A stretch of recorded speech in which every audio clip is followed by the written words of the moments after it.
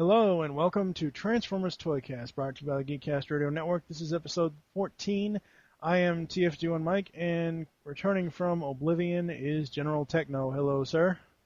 Hello. How are you? I'm doing all right. Still getting figures and stuff.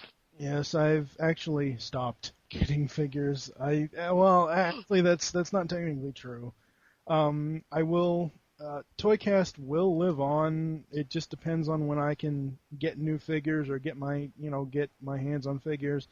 Tomorrow I will be bailed out by my mother as far as my financial situation goes right now.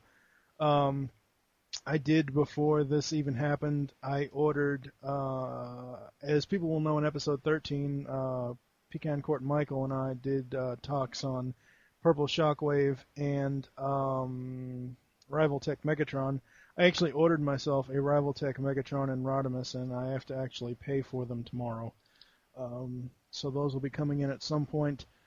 Yeah, I've seen those around. Nothing that I particularly wanted. Although, on the note of Shockwave, I did finally, last week, I got incredibly lucky and found the gray Shockwave at retail. So yeah. I like the Rival Tech because of all the poses that it can do and for the accuracy that they have. And I found these for the two of them, including shipping. I believe it was $54.98, which isn't bad. That's pretty good. $25 a toy plus $5 shipping on each, which is not bad at all. As far as GeekCast radio news goes, we've had a ton of stuff going on. Steve and I are currently in the middle of recording GeekCast Radio Episode 5, which is the top 50 geekiest things. We actually have to finish recording that, so that will be, I believe, my third long episode. I've had TFG 116, ToonCast 10, and now GCR Episode 5. Currently, it's, with all the stuff we've recorded and all the audio that I'm putting into it, in between each clip, it's sitting at, I think, 2 hours and 25 minutes or something like that, and we have like 3 clips left to record. And don't forget the insane BotCon comic conversation. Yeah, well, that's your fault. We're not going to go into that. I don't want to... I only was responsible for one comic. Yeah, the rest was just the fact that we were doing comics. Yeah. And they did other stuff after. Yeah, that's more than fine. So I mean that's pretty much what's been going on with us. M-Wire this week we're going to be talking about the Bourne franchise, all 3 Bourne films, which I've been watching them all week so far. People may not know this if they don't go to the PredicaunEmpire.com forums. ToonCast may actually be on hiatus for a little while, only because the next couple of episodes we have coming up, 14 will be Gem, 15 will be Teenage Mutant Ninja Turtles, 16 will be 3 Disney cartoons, not 16 itself, but 16 through 18 will be 3 Disney cartoons, DuckTales, Tailspin, and Darkwing Duck. Well, I have finally received my Darkwing Duck DVDs. I don't have DVDs for any of the other shows that I just listed, so I want to be able to get some DVDs before I do more episodes of ToonCast, just because I want to have that thoroughness, and I don't trust streaming sites because it just doesn't give me the in-hand type of thing. It's like, you see a picture of TFA Rodimus from BotCon, but you don't know how awesome it is. I mean, you do from the pictures, but you don't actually know how awesome it is until you have it in your hand, which that needs to come out like now. And I will continue to say that on every episode. So, on to the toys. Before we get into the toys, we are running the GeekCast Radio Network second contest. This is our second contest. It'll be a trivia question contest. All entries must be sent to tftoycast@gmail.com. The contest begins as soon as this episode goes up, which will be tomorrow, September 3rd, 2009.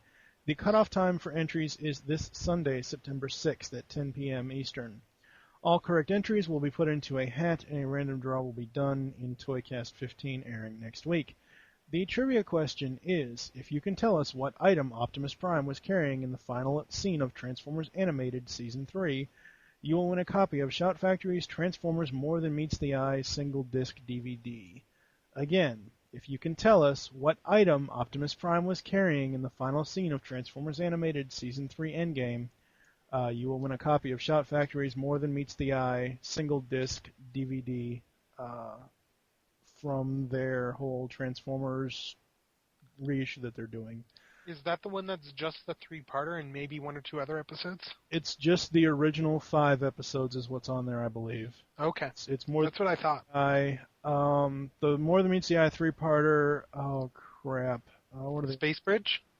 Yeah, Transport to Oblivion. Not Countdown to Extinction. Crap. I don't know. It's the first 5 episodes of the cartoon. Yeah. Is what it is. And we will run through the question and the contest information at the end of the show today. Why don't you go first, sir?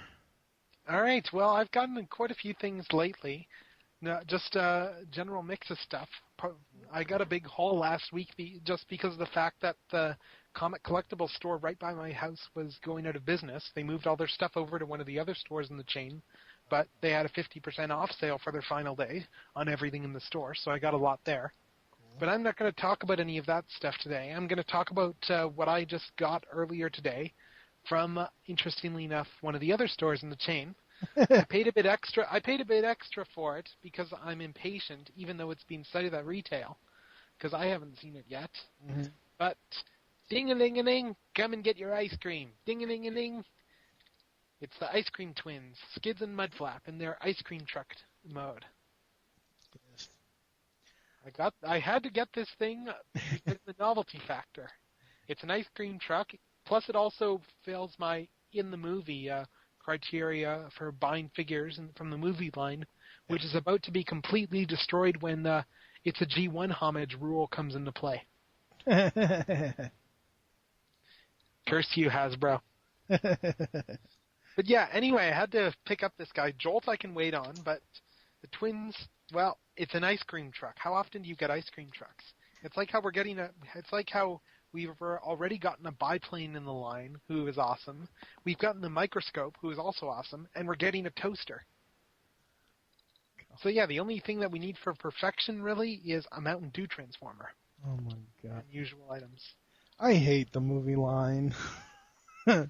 I can't say it enough. I mean, I respect people that like it. That's fine, and whatever else, but... I respect people who can't get past the aesthetic or anything, but one of the great things that I do like about the movie line is just a lot of the... we're getting to see a lot of alternate modes which normally wouldn't have been possible, but because of the budget attached to the movie and the fact that anything with the movie tag sells, plus the fact that Michael Bay's put some unusual stuff in the movie, we're getting some pretty out-there toys, which we wouldn't normally get. Like, when was the last time we got an ice cream truck? Never. Yeah. It's like how when we had Signal Lancer at the tail end of Cybertron. If Cybertron was like the movie line, we probably would have gotten a Signal Lancer toy, which would have been awesome. Yeah. Because they detailed the guy's entire transformation. I get that. I get that it's nice to have stuff that you normally wouldn't get as far as Transformers, as far as Hasbro goes. That's all well and good. But again, I want a new line. I want, more universe stuff, or I will say it until they come out. I want the new TFA toys that, the ones that are most anticipated, Rodimus, RC, stuff like that. I go into Walmart and Target and I just shake my head in the toy aisle. And to be fair, the stuff that I'm anticipating the most right now is actually the more universe-esque stuff in the movie line, specifically stuff like the later waves like Bludgeon and Jungle Ironhide. I can't wait to get my hands on those, for instance. Yeah. And then there's the animated stuff, of course. Yeah. And then there's stuff that I'm still mulling over, like Fans Project stuff has me drooling as well. So, I'm tempted to get that City Commander set and then try and see if I can find myself a Magnus after the fact. Well, I mean, I forget what episode it was. It might have been the BotCon episode. Yeah, I think it was all BotCon Part 2. It was episode 11 of ToyCast where I was talking about Shattered Glass Optimus, and just that day my Nemesis Prime came in. Oh. The Prime or the Shadow Commander armor? No. The Prime, the figure, the toy. Okay. Yeah, I remember that episode. And my issue now is I want the friggin' armor. Believe me, you have no idea. I was both happy and glad when it had sold from the booth at TFCon later in the day, because I was mulling over getting that just because I'd gotten the Nemesis Prime that weekend. Yeah, as far as Ultra Magnus goes, I like Ultra Magnus the character in almost any incarnation. The main two that I've been exposed to is obviously G1 and animated. I like the character of Ultra Magnus. I don't like the fact that they will not do a separate mold for him on any toy. The G1 White Prime is what Ultra Magnus was. I'd counter with, I guess, animated and titanium. Okay, well, animated, yeah, you have to do it differently, but I mean, just the general, classics type deal. Yes, titanium was an all-new Magnus mold. Okay, well, It had its flaws, but it was a G1 Magnus that had no in-between mode. It went straight to the classic Magnus mode. Yeah. I don't think I will ever own the Classics Magnus unless I get the Classics Prime Magnus 2-pack. I won't ever buy the City Commander armor. I just don't like the way the Classics Magnus is. However, I do want that Shadow Commander armor. That Shadow Commander armor is awesome, and it would be a shame if Fans Project did not make Shattered Glass armor. Just make sure that when you get the Shadow Commander armor, make sure you get the $10 weapon pack as well for the shoulder cannons and the gun, because they're selling that separately as well as with the new City Commander release that's coming. Oh, really? Oh, I didn't know that. Yeah, it's separately listed on all the stores, so you can get the shoulder cannons and the gun. The shoulder cannons look really nice on Powered Commander, so. Yes. So getting back to the Ice Cream Twins. Yes, back on track. What do you like the most about them? Well, let's see. Vehicle mode, it's an ice cream truck. The colors are pretty unorthodox. The biggest complaints, I mean, the mold is actually pretty good. Like, as people have remarked online, it's not painted, but they actually molded a lot of the rust on there. Mm-hmm. Like, there's a lot of rough edges and stuff, and if you look at it in the right light, you can see that there's all kinds of rust detailing on there. Mm-hmm. Sadly, none of it is painted. And really, the biggest issue with vehicle mode that I have, aside from the fact that it looks really accurate, but the biggest issue I have is the lack of detailing. But that's just a general Hasbro thing. Given that you've got two Transformers in one here, I can kind of excuse that. But I don't normally pick up Reaper label sets that often, but this is one that I might have to get simply because he needs a Suck My Popsicle bumper sticker.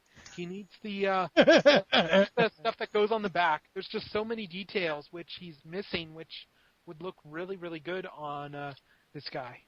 But yeah, oh yeah, and the only other flaw, and this is just more as a typeface purist, is the fact that the Made Fresh for You is written in Comic Sans MS.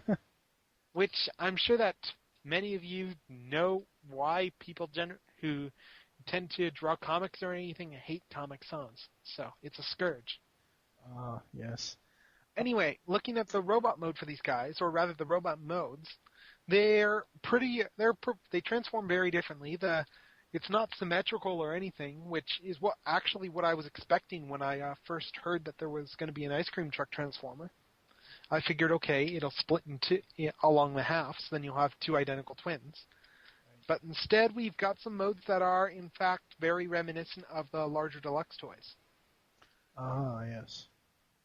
I honestly think that out of the two, I think that Mudflap actually has the stronger robot mode. Part of that is just bulk. Mudflap actually he makes up a lot more bulk than Skids does. He makes up more than half of the car, and even then Skids' half is mainly hollow, whereas Mudflap's has a lot of plastic inside of it. So Mudflap really has a lot of heft. He's got some back kibble and stuff, but overall I think he came up better than Skids did. Skids' big problem is just the fact that the hood ornament, which when it pops off for the hood, it does fold down a bit, but it does block his face somewhat. Mm-hmm.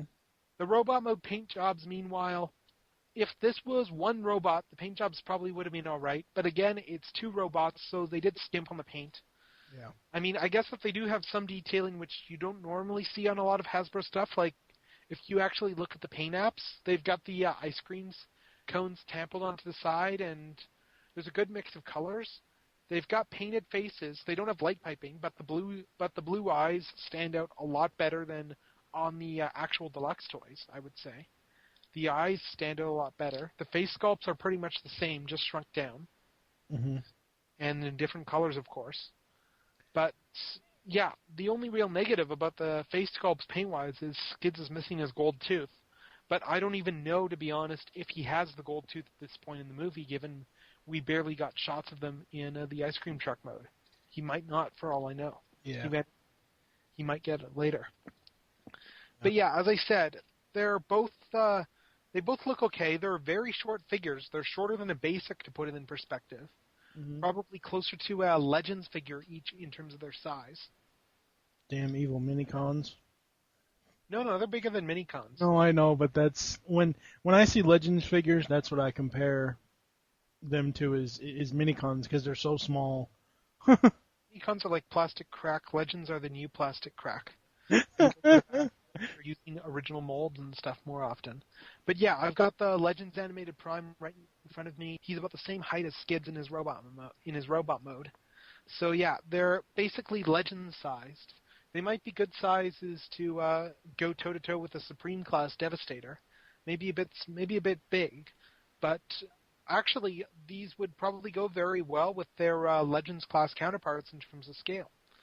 I'm actually now thinking maybe I should pick those up just to display next to them. Now, how... Oh, sorry, go ahead. No, what were you saying? I was going to ask you, how hard was it for you to find these at retail? Now, as we all know, you're in Canada, and, you know, I'm in the U.S., and I don't really go looking for ROTF toys. So, I mean, how difficult was this for you to find?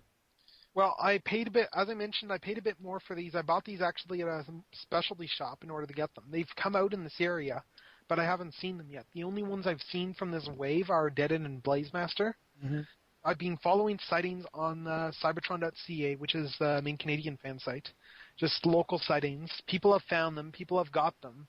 But these guys aren't sticking around. These guys and Jolt, probably because they're both in the movie, they're not sticking around very long. And no one's really gotten them in large numbers yet. Toys R Us is still on the... they've got large numbers of the Mudflap Ravage wave, but they haven't gotten this wave in yet at the local Toys R Us.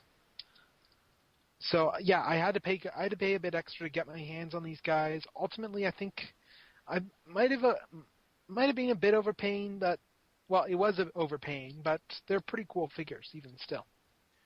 Dude, I don't think anybody can overpay for Transformers because, I mean, yeah, you can, but okay, compare the two prices, the original price point and what you actually paid for. Well, they're $15 at retail in Canada. I paid about $25 or so for them. So. Okay, so you're paying $10 more, but you're still getting them. Yes.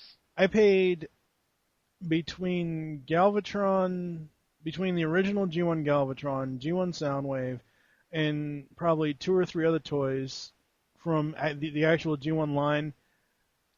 Just those two alone, I paid $600 and something total. So I mean, that's overpaying for Transformers. Yes, but I wouldn't consider G1s in the same. But this is a bit different than G1, given that these guys are actually out at retail right now.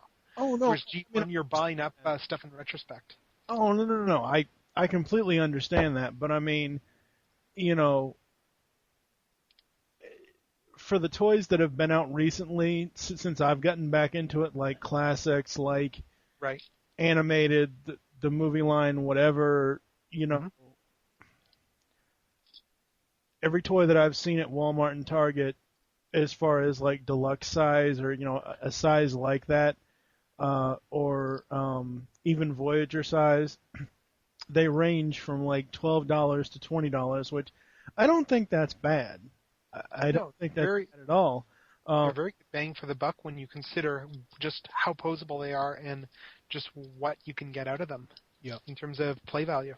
Oh yeah, very, very much so. Of course, you know, me being, oh Christ, almost 30, I basically buy toys to display them. I don't buy them for play value anymore.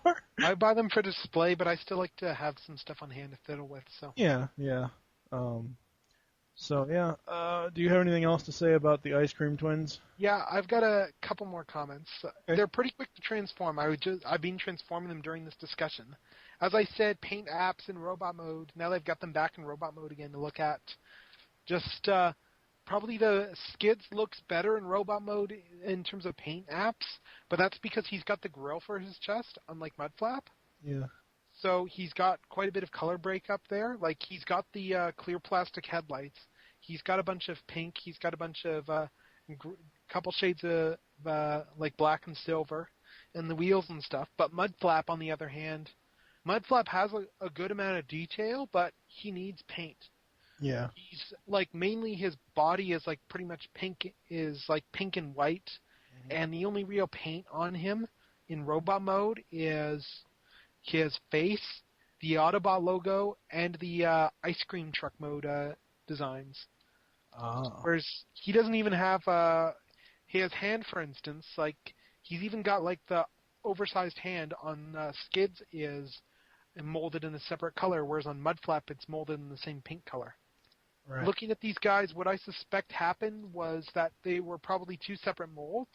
Yeah. And in terms of the plastics that they used, and because Mudflap, he has, other than the wheels, all of Mudflap's plastic is either pink or white, whereas on Skids, it's either this dark gray, pink or white. So he's got more plastic color variety. Plus, he's got clear plastic as well. So really, all of the plastic variety went into Skids. Yeah. The only thing I can think of when you said one of them doesn't have a grill, think of the G1 episode where Slingshot needed a chest plate or something, and the little kid gives him the prince of the country gives him his Rolls Royce grill to put on his chest. Who is this? Skids or no? Which is the toy that which twin is the one that doesn't have the grill? Mudflap. Okay, Mudflap. Well, that's what I thought of. Yeah, I was wondering which character in G1 it was. Oh, the character in G1. What apparently happened was, crap. I think it was it was the episode Aerial Assault. Slingshot, one of the aerial bots, gets okay, and the prince, who is in disguise and is basically spying on these people, on these airplane hijackers for the Decepticons. What happens is, Slingshot needs a grill or a chest plate, or he needs something to help fix him up. Well, this kid gives him the grill off of his Rolls Royce. Cool. So was this the episode which caused Casey Kasem to leave the show, or was that in season? No, that's season 3. That was probably Five Faces of Darkness, because that's where I think Carbamia was in season 2. Yes, it was. But it started at Five Faces of Darkness is when it was first mentioned, I believe. I don't think it was mentioned in I thought there was a Carbamia episode in season 2. Maybe not. But it might have been. I'm not really sure. Pretty much after the movie, Cliffjumper disappeared anyways. So yes, and the whole reason for that is they went out of their way to save him, but then he left the show because of Carbamia. Yeah, because he's Libyan. Casey Kasem is his nationality. He's Libyan. I don't blame them. Overall, on a scale from 1 to 10, what would you rate the Ice Cream Twins? Ice Cream Twins, I don't normally do scales, but they're a unique toy. They could use more paint touch-ups. I think I'll probably give them an 8 out of 10 based off their creativity and the fact that, creativity, the sculpts are very well done, the transformation is very well pulled off. And the only real thing that they could use is some more paint in order to help them stand out more. Right. And like you said, they're what, 15 at retail? Canadian, yeah. So. Well, okay, well. Actually, they're 16 Canadian. They upped the price $1. I forgot. Okay. Well, I mean, I don't know what that translates into U.S. because I haven't gone out and priced them. But I'm betting the reason why there's very minimal paint apps is because it would probably drive the price up. Well, I think a lot of it just comes down to the fact that they do have paint apps. It's just that because he's such a complex transformer, they can only use them they can't really use paint apps everywhere. Right. and he's very complex, and since he turns into two figures, it's like how, for instance, on Sideways, he was lacking in robot mode paint apps because they used silver all over him. Mm-hmm.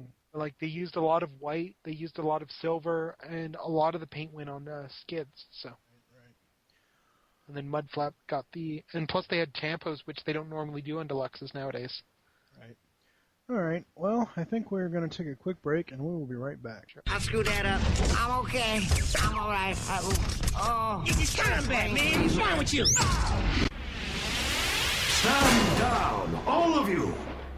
These are serious charges, and they will be investigated. Optimus Prime, show us where this supposed Decepticon battle took place. Your crew will remain here with Jazz until this matter is settled. Transform!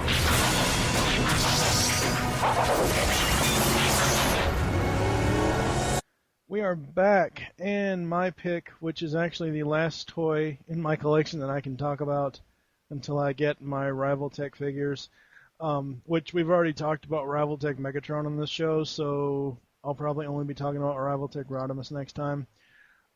Is Transformers Animated Leader Class Ultra Magnus. As we all know, all of the Leader Class robots come in robot form, which I do like, and I'm just now noticing at first, when you were discussing your pick, the Ice Cream Twins, I thought there was something wrong with his chest, because it looked like there's a whole bunch of scrapes and scratches and markings on it, but it's not. It's actually, on the black part, it's Cybertronian writing or markings or something, like right under the Autobot Elite Guard signal, right there in between the blue and the gray.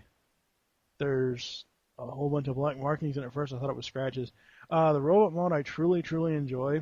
I'm still having difficulty with him, getting him into truck mode. And once he's probably in truck mode, he probably will never leave truck mode unless I find another one. Finding him was just sheer coincidence. I had gone up to Target. What was I going up there for? It wasn't when the Shockwave sale fiasco thing happened. It was something else. Oh, I know what it was. I was looking for Jazz. I was going to go up there and look for Jazz. And normally I don't go beyond the deluxe shelf just because, my vision just doesn't go, I don't end up bending down and looking on the bottom shelf. I just end up looking at what's at eye level or immediate eye level. Right. And I just so happened to look down this one time. I found one Leader Magnus at my local Target. That was it. Only one shelf. So I picked him up. Of course, we all know that he has the electronics with the lights and sounds. Yeah. I think it was great that they actually got the original voice actor to do that. You mean as in, like, they got who did voice him? Jeff Bennett? I'm not sure if Jeff Bennett did it or not. I don't know. I'd have to look it up. Not really sure. But I think it's good that they get whoever voiced the character in whatever incarnation that the character's in to do the voice electronics for the toy. Right. Yeah, it was Jeff Bennett. So. Oh, okay. Well, I didn't know that. I thought he just did Prowl. Okay. Well, no, he did Prowl, Angry Archer, Fanzone, Grandis, and Mixmaster. Grandis talked? I don't think I heard him. Oh yeah, that's right. He did. That's right. And he's done some incidentals as well. But yeah. The one thing I'll have to say though is with Magnus, one thing that impressed me is he's got the most demoralizing sound bites I think I've ever heard on a toy. Well, I mean, how many toys say "Don't try to be a hero"? Okay, well, to clarify to everybody, what he says is, "Don't try to be a hero, Optimus." He doesn't just say, "Don't try to be a hero," as generalizing it. It is a line from the show, and I'm betting that they had Mr. Bennett just do 2 or 3 lines. Well, I mean, there's only 3 lines that he says. It's "Don't be a hero, Optimus. We must return the Allspark to Cybertron, and Ultra Magnus here," is what he says. So, I don't know if it was a thing of money, because as we all know, voice actors get paid pretty good for their voice work. And of course, they work unless they dub anime. Well, Those guys make like a fraction. Those guys make a fraction of what you make for other stuff. Mind you, they're also non-union. So yeah. Well, I just remember from going through all the 80s cartoons on ToonCast where you had all these excellent voice actors in some of the old cartoons like Transformers G1, Thundercats, and all that stuff. They were only allowed back then to be paid for 3 voices. So maybe that was something with this that, excuse me, Mr. Bennett could only do 3 sayings from Ultra Magnus's. I don't think so. I think it was just a matter of them only wanting to do 3 phrases for a figure. Well, Keep in mind, the voice rule, that applies to cartoon recordings, and that's to individual episodes that they can pay them for one role for up to 3 voices. Right. And after that, it's extra. Oh, yeah. Oh, no. I mean, I totally understand that, and I'm not saying what I'm assuming is to be right. I'm not saying it as fact. It's just my opinion on what I think it could have happened. The reason why that those are the only 3 that those 3 voice clips are the only 3 that are used. Could they have picked better ones? Probably. Well, at the time, they probably didn't have much to work with other than watching the pilot. Or when did Leader Magnus came out in Christmas of the year following the pilot. He probably was due to come out a bit. He came out shortly before Christmas, actually. But you need to keep in mind the toys were, given the toy line was pushed back by 6 months. Odds are that all the lines were recorded before season 2 was anywhere in a completed form. So they probably had did the Magnus lines going off the Transform and Roll Out pilot. And they're clearly different recordings as well, given that there's different inflections in the Don't Be a Hero line. Yeah. Overall, I really do like this toy. I'm hoping I can eventually get him into truck mode. I've seen pictures of the truck. I've seen reviews of the truck mode, and I really do like it. I really like how, as we all know, leader toys are supposed to be, the end-all, be-all as far as tall Transformers. When I had him on my shelf in robot mode, he comes up to be about maybe, I would say, a half-inch taller than G1 Galvatron. Wow. As far as like comparing the head space. Right. And I think that's really, really cool. I was so hoping, even though I know the animated line is dead, other than the ones that we're still going to be getting as far as deluxes, I wish they would have done more leader toys. I think the leader toys, outside of Bulkhead, I'm not really that big a fan on him at all, or any of his figures from animated. Between Megatron and Magnus, I think they could have done a whole lot more. I so wanted a leader Jazz after I got the deluxe version. Well, to be fair, Hasbro generally tries to do leader figures based off of what makes sense in the context of whatever the property is. Like, they went with the leader figures of Magnus, Megatron, and Bulkhead because all 3 were very large robots. Right. And Bulkhead they saw as a potential popular character. Magnus is the leader of the Autobots, and Megatron's leader of the Decepticons.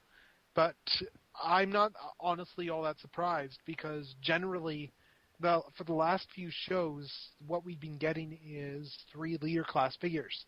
With Cybertron, we got Metroplex, Optimus Prime, and Megatron. With animated, we got the Bulkhead, Megatron, and Magnus. With the first movie, we got Brawl, Prime, and Megatron, plus some repaints.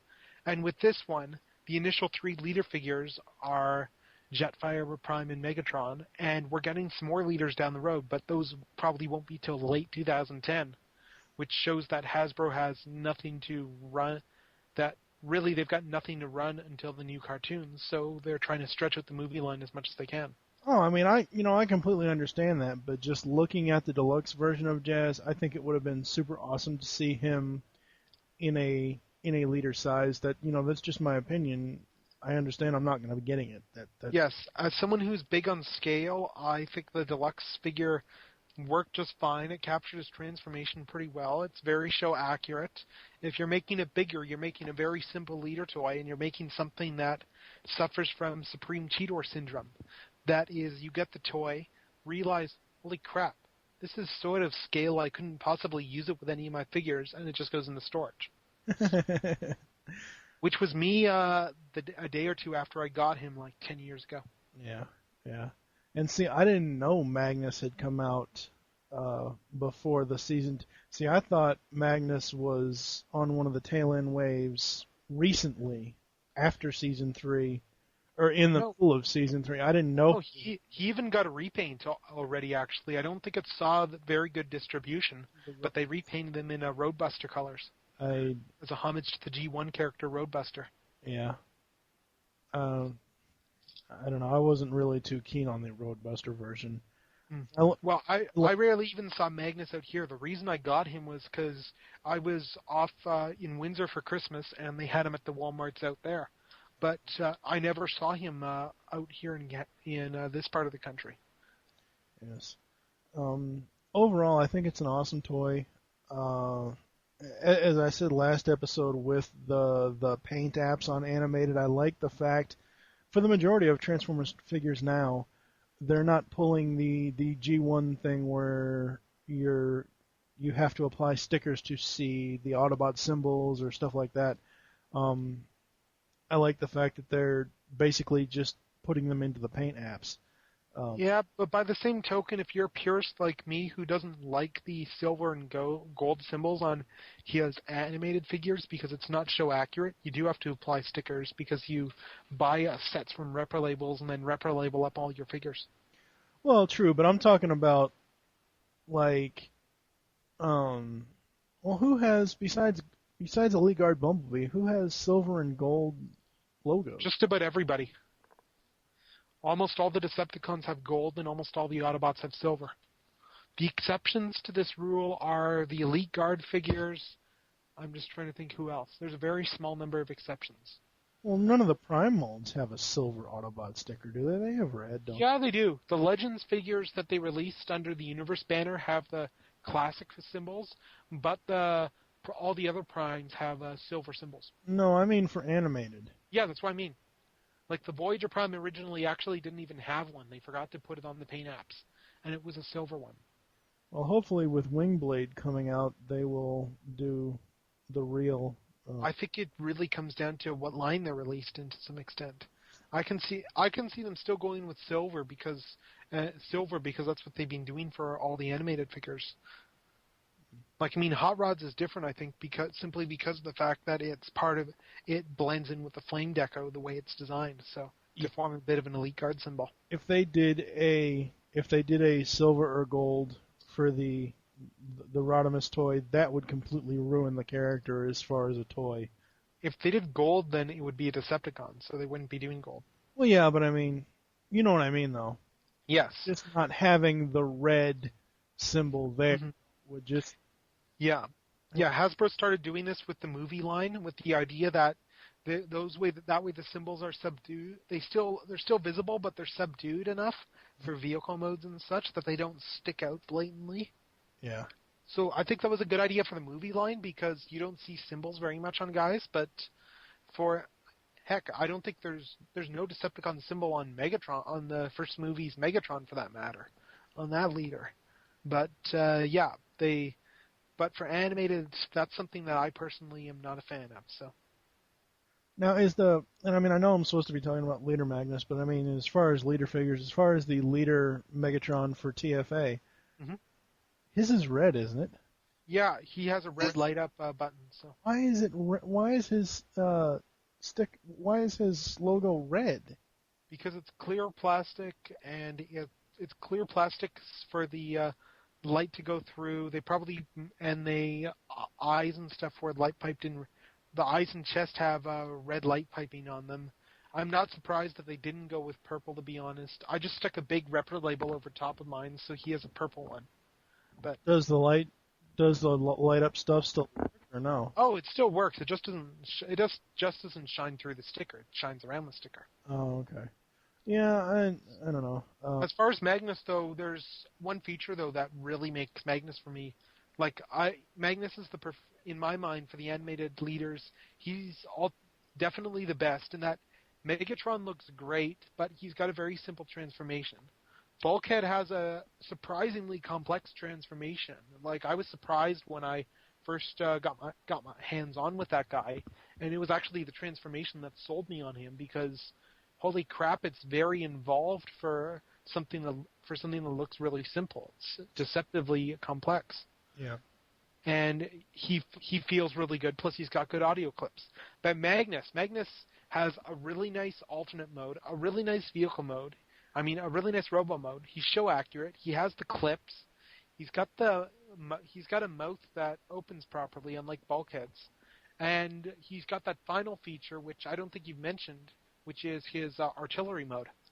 Yeah, only because, as I've said before, I really can't be fully accurate in an audio review of him because, as it stands right now, he is half transformed, and it's probably half transformed incorrectly. So. Yes, but you can still do the artillery mode in robot mode, though. Oh yeah, that's right. Fold out all the guns on there, and I tried it. I didn't like it that much. It looks amazing in vehicle mode when you fold out all those guns. Yeah, I will agree with that, but as far as the robot mode, I just like him just playing the way he is with his hammer in his hand. I mean, yeah, you fold it out, you've got a big... I saw the pictures of that, you're expecting a big imposing character. And then Starscream just blows him off, just shrugs him off with a simple point-blank cannon blast. Well, Starscream... Really, Magnus really has about the same... He comes across as just as weak, if not weaker, than G1 Magnus in that... Let's see. First he gets owned by Starscream. He's recovered eventually. And then Shockwave utterly brutalizes him to the point where, by the end of Animated, he's still in a coma. Yeah. Well, and he's recovering, but honestly, I can't see Magnus recovering, given that he looked pretty catatonic. Yeah. He's like a Terry Schiavo transformer. If he does recover, or in any future fiction, or if Animated even ever comes back in cartoon form, which I don't think it will, if he does recover, he will probably be brain dead. Mind you, to be fair, I just remembered this. There is actual canonical evidence that he does recover, because of the fact that in the Allspark Almanac, which came out last week, put out by Jim Source and Bill Forster with the cooperation of the animated production team, one of the summary for the Rise of Safeguard comic is a page out of Ultra Magnus's memoirs. Ah. Well, I mean, that's more than fine that he does, but I mean, just as far as cartoon-wise, as far as the future of the cartoon, which there is no future, obviously. Unless the Almanac and stuff do well enough for them to decide to do a Season 4 comic, which Marty Eisenberg is apparently interested in doing. Right, but I'm saying as far as it being on television as an actual cartoon, mm-hmm. I would assume just the way that they left the story in the cartoon alone, right, he would come back as being brain dead. Yeah, that's true. That's just my... Even if he... I mean, I'm not saying that that's what's going to happen in fiction. Yeah. Anybody can write fiction, comic books, whatever. That's more than fine. But I'm saying the way that I would think that they would have to bring him back with the way they left him at the end of the show would be he'd be brain dead. Although they could just use the Allspark to fix him up. Yeah, that's true. Although, mind you, my interpretation with Magnus, though, is that he would come back. I don't think after that brutal assault by Shockwave, he would ever be fit for active duty again. Physically, maybe. Psychologically, I have my doubts. I could honestly see him. Plus, he'd kind of been to some extent, left in the wayside. I mean, Sentinel had taken on the new Magnus position. I could honestly see a situation where Magnus would have just gracefully retired, rather than create some sort of power struggle. Because I doubt Sentinel would want to give up his new Magnus position. Yes, well, I think they should have had Optimus and Sentinel do a battle to the death, with Optimus winning and Sentinel being dead. Optimus cutting his chin off with his giant friggin' axe, and then Optimus would be the leader. But that's... No, he wouldn't cut it off. He would stick his axe in and unscrew it. Ew. Axe with a screwdriver. That's just wrong. Okay, that's really all I have to say about Magnus. I will maybe eventually, once I get him transformed properly, maybe down the line in a ToyCast, mention his vehicle mode a little bit. Just from the pictures I've seen, it's an awesome missile truck, and I really enjoy it. So I can't wait until I can get this guy actually into correct transformation for vehicle mode. So I think we're going to go over the contest one more time before we close out this episode. This is the second GeekCast Radio Network contest. The trivia is if you can tell us what item Optimus Prime was carrying in the final scene of Transformers Animated Season 3, you will win a copy of Shout Factory's Transformers More Than Meets the Eye single disc DVD, which includes the original 5 episodes of the G1 cartoon. All entries must be sent to tftoycast@gmail.com. The contest begins as soon as this episode airs, which will be tomorrow, September 3rd, 2009. The cutoff time for entries is this Sunday evening, September 6th, 2009, at 10 p.m. Eastern Standard Time. All correct entries will be put into a hat, and a random draw will be done in the next ToyCast episode, which will most likely air next week. Again, just to go over it one more time, the question is, we are looking for people to answer this. If you can tell us what item Optimus Prime was carrying in the final scene of Transformers Animated, you will win a copy of Shout Factory's Transformers More Than Meets the Eye, 5-episode single DVD from us. So I think that's pretty much it. I will go into the outro really quick, and then we will be done with this. Thank you for joining us here on Transformers ToyCast. There are several ways to get in contact with us or leave feedback for the show. The first is you can visit www.geekcastradio.com and find all the other GCRN podcasts there. Just a little note on that, we have added 2 new categories. Steve did that earlier today. One for the GCR Wars, which will be a debate-type show on various geek topics. Not sure when we're going to start that. Just haven't really, Steve and I really haven't plotted that out yet. And the other is my Justice League review podcast, which will be coming next year, 2010, the Secret Origins podcast. The second is you can stop by www.PredicaEmpire.com/CafeSpark and get all your GCRN Transformers discussion topics there. The third is you can leave the show feedback on iTunes. Please do this. 5-star feedback is appreciated. On a side note to that, if people don't want to write an actual review, just giving us star feedback is super awesome. I think currently, last time I looked at it, it was sitting at 5 stars for ToyCast. So I'm glad the listeners are really enjoying the show. The fourth is you can visit the earth-2.net forums and find our threads for the shows in the self-promotion section. And the fifth is the email address, which is tftoycast@gmail.com. You can also follow us on Twitter. The show name there is TFToycast. Mine is TFG1Mike. And what is your Twitter, sir? Mine is General Techno, no underscores, KNO, not some CHNO like I like that kind of music or something, as the name has nothing to do with that whatsoever. For now, I am TFG1Mike with General Techno. Saying the immortal words of Optimus Prime, transform and roll out. And thank you for listening. Until next time.